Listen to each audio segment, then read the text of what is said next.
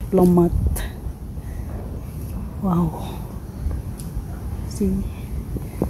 Iba't ibang flags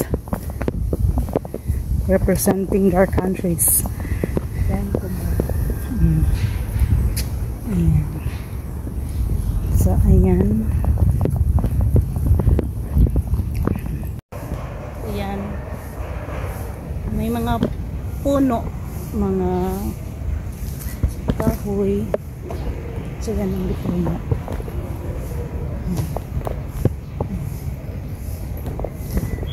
Mga pine trees.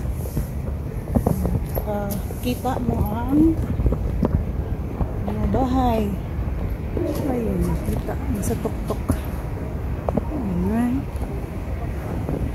So yan siya, kaibigan kang ano. Ganda ng ating view, ha? Ang ganda ng view. So mga pare, mga mare, punta na kayo dito.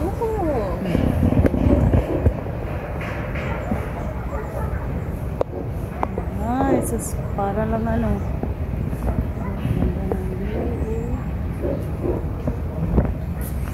So, ayan.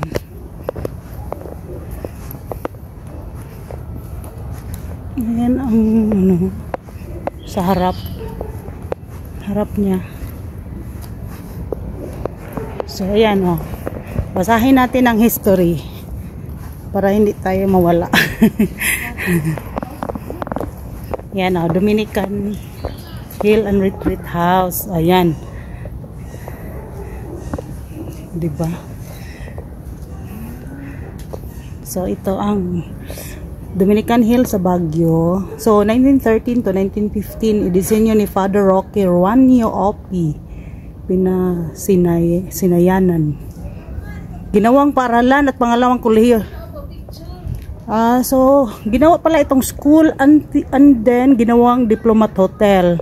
Inilipat ang pagmamayari sa lungsod ng Baguio. Okay. So, ayan.